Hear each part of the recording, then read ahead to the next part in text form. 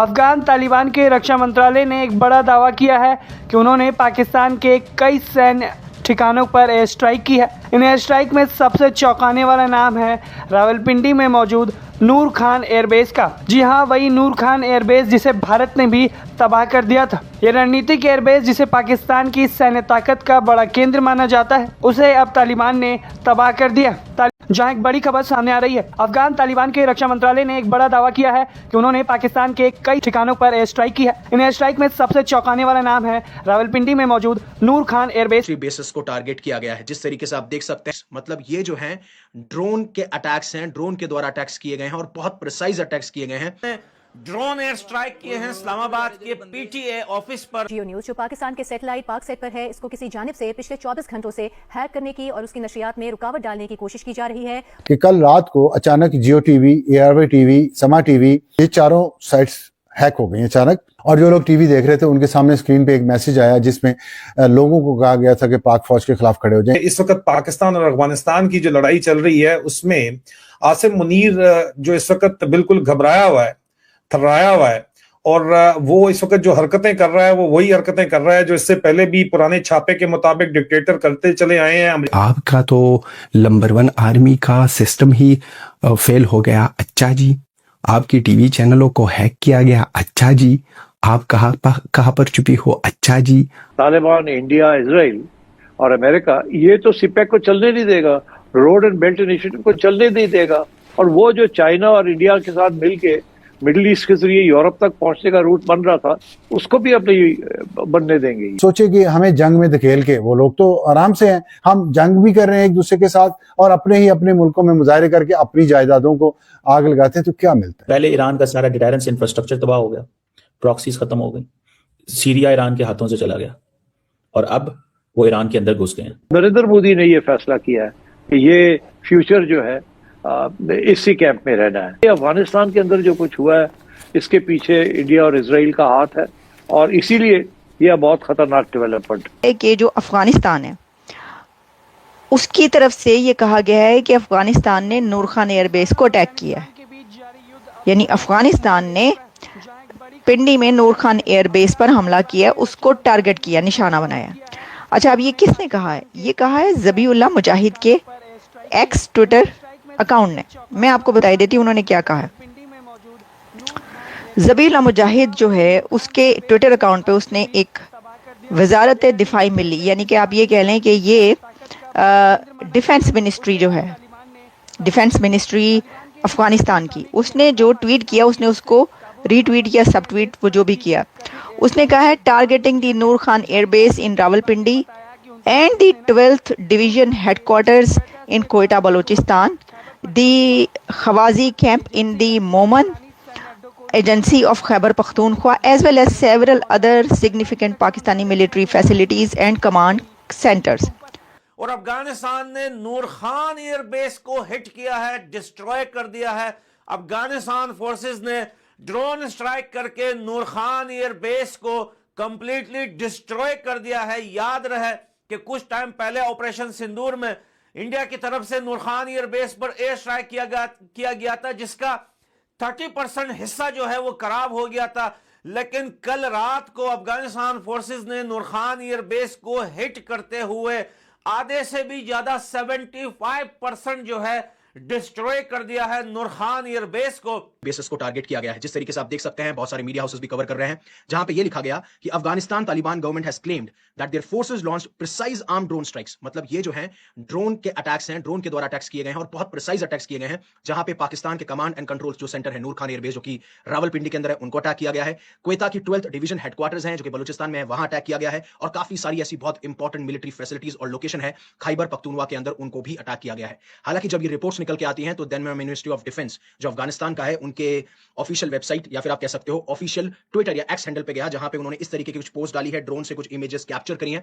हालांकि मैं बता दूं, कोई भी ऐसा वीडियो पाकिस्तान से निकल के नहीं आया है जो ये शो कर रहा है कि नूर खान एयरबेस पे अटैक हुआ है, या ना ही कोई सैटेलाइट इमेज निकल के आई है जिसमें यह पता चल रहा है कि नूर खान बेस पे अटैक हुआ भी है तो कितना डैमेज हुआ है। हां, अफगानिस्तान की जो मिनिस्ट्री ऑफ डिफेंस है उन्होंने एक वीडियो रिलीज किया जिसमें सिर्फ उन्होंने यह दिखाया है कि हम ड्रोन्स लॉन्च कर रहे हैं जो पाकिस्तान की तरफ जा रहे हैं, लेकिन एक्चुअली में कोई ना तो ऐसा वीडियो निकल के आया, ना पाकिस्तान ने अभी तक कमेंट किया है। 3 से 4 घंटे हो चुके हैं इस न्यूज को लेके, इसीलिए मैं ये कह रहा हूं अफगानिस्तान की तरफ से ये क्लेम है, क्या ये पुख्ता है? अब जब तक अफगानिस्तान की बात मानेंगे तो हां ये पुख्ता है, लेकिन क्या पाकिस्तान ने कोई कमेंट किया है? नहीं किया है। कोई वीडियो बाहर आया है? नहीं आया है। जिस तरीके से इंडिया ने ऑपरेशन सिंदूर के टाइम पे अटैक किया था तो वीडियोस भी बाहर आए थे, और इवन मैक्सेट टेक्नोलॉजीज हैं, उन्होंने सैटेलाइट इमेजेस भी शो करी थी कि पहले कैसा नूर खान एयरबेस दिखता था और उसके बाद में कैसा दिखता था।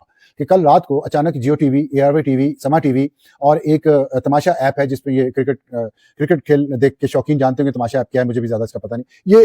ये चारों साइट्स हैक हो गई अचानक, और जो लोग टीवी देख रहे थे उनके सामने स्क्रीन पे एक मैसेज आया जिसमें लोगों को कहा गया था कि पाक फौज के खिलाफ खड़े हो जाएं। तो ये पाक फौज के जो खिलाफ मैसेज आया, ये बड़ा ही एक खतरनाक ट्रेंड था, और फिर उसके जाहिर है हैक हुआ था। पता चल गया कि वो एक सैटेलाइट अपलिंक के जरिए हैक हुआ, और वो उस एरिया से हैक हुआ जो इसराइल और इंडिया के अंडर एरियाज आते हैं, वहां से वो सैटेलाइट ऑपरेट हो रहा था। तो इससे आप अंदाजा कर सकते हैं कि इसराइल ने और इंडिया ने हमारे साथ क्या इस वक्त उन्होंने सिचुएशन की हुई है। और ये हैक होना कोई मामूली चीज नहीं होती, इससे ये होता है कि आपका सारा, इससे वो किसी भी और जगह कोई और चीजें भी हैक कर सकते हैं। और एक मैसेजिंग उन्होंने की लोगों को पाक फौज के खिलाफ, पाकिस्तान के खिलाफ, उस वक्त जब इतनी सेंसिटिव सिचुएशन पाकिस्तान के इर्द गिर्द है। अफगानिस्तान से पाकिस्तान की डायरेक्ट जंग जारी है, इंडिया के साथ एक जंगी माहौल है, सिर्फ सीज फायर हुआ है, ईरान इस वक्त एक बहुत बड़ी जंग में उलझा हुआ है, खलीजी ममालिक जंग में उलझे हुए हैं, पाकिस्तान का उसमें बहुत सारा रोल है। उस दौरान पाकिस्तान में ये हंगामे होना अचानक, उसमें इतने लोगों का मारा जाना, और फिर साथ ही शाम को एक मैसेज आ जाना जिसमें लोग जो अभी भड़के हुए हैं उनको ये कहा जाए कि उठ जाएं आप।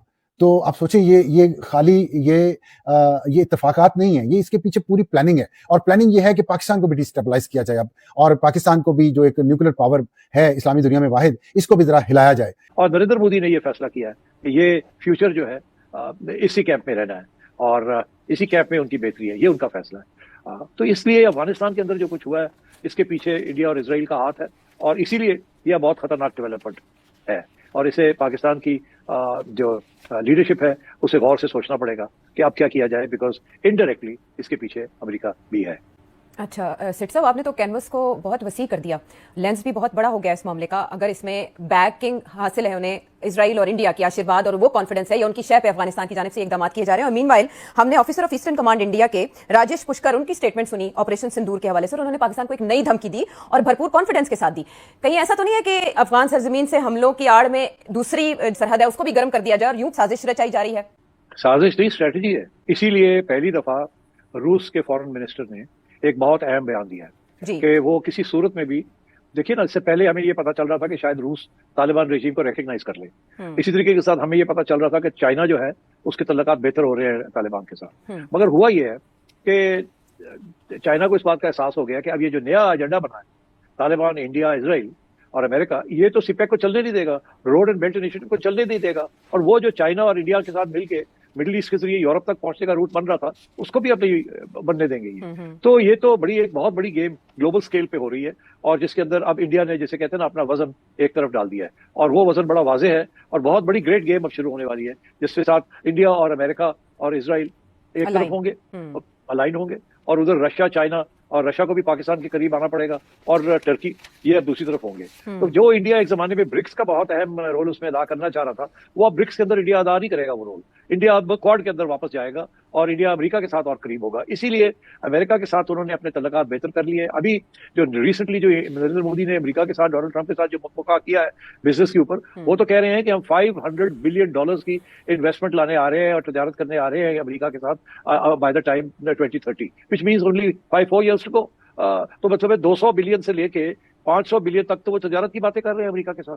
तो और इसीलिए अमेरिका ने भी उनको अब जो पहले इतने बड़े टैरिफ्स लगाए थे वो गिरा गिरू के अब सबसे कम टैरिफ पे ले आया है, और 18% पे। और उधर इंडिया जो है उसने बहुत सी टैरिफ्स अमेरिका के ऊपर 0% पे ले आया है, और इसी तरीके के साथ रशिया से ऑयल खरीदना आहिस्ता आहिस्ता वो कम कर रहा है। तो ये तो बहुत बड़ी अलाइनमेंट एक होने जा रही है, और सबसे बड़ी जो चेंज आ रहा है वो इंडिया की जो फॉरेन पॉलिसी के अंदर अब आएगा। इसीलिए इंडिया कुछ अरसे के लिए चुप था, फैसले कर रहा था कहाँ जाना है, कहाँ नहीं जाना, किधर रहना है, किधर नहीं रहना, और उन्हें इस बात का एहसास हो गया कि अब वो जो न्यूट्रल, वो जो रहना चाह रहे थे, नॉन अलाइंड, वो दरवाजे बंद हो गए हैं, अब अलाइन करना पड़ेगा। और उन्होंने यही फैसला किया है कि वो अलाइनमेंट जो है अमेरिका और इसराइल के साथ होगी, और इसीलिए उन्होंने तालिबान को साथ ले लिया। तो जब आप ये कह रही हैं कि दोनों फ्रंट्स की बात कर रही है, ये बिल्कुल ऑन द कार्ड्स है ये, और इसका जो एम है वो है कि पाकिस्तान को भी कमजोर करना और चाइना को रूट्स से महरूम करना, सिपेक को भी नहीं चलने देना, और दूसरे रूट्स भी जो बना रहे हैं। तालिबान ने पाकिस्तान के 2 फाइटर जेट F-16 को शॉट डाउन कर दिया था, और अब एक नई खबर आई है।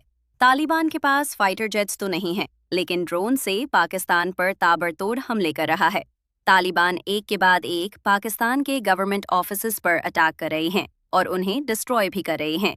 कल तालिबान ने अपनी ड्रोन स्ट्राइक से पाकिस्तान के रावलपिंडी में स्थित नूर खान एयरबेस को उड़ा दिया और टेलीकम्युनिकेशन ऑफिसेज को भी तबाह कर डाला और पाकिस्तान का सस्ता चीनी air defence system HQ-9 Afghanistan के ड्रोन को इंटरसेप्ट नहीं कर पाया। और ये न्यूज़ भी आ रही कि भारत और इजराइल भी इस जंग में कूद पड़े हैं और पाकिस्तान के नेशनल न्यूज़ चैनल जैसे कि जियो, ARY और सामा जैसे न्यूज़ चैनलों को हैक कर लिया गया। इसके बाद से न सिर्फ पाकिस्तान की आम आवाम में बल्कि पाकिस्तान की आर्मी में भी एक खौफ का माहौल है। एक तरफ भारत और अफगानिस्तान तो है ही पाकिस्तान आर्मी के बैन बजाने के लिए। आसिम मुनीर को डर है कि कहीं पाकिस्तान के लोग भी पाकिस्तान के खिलाफ बगावत न कर दें।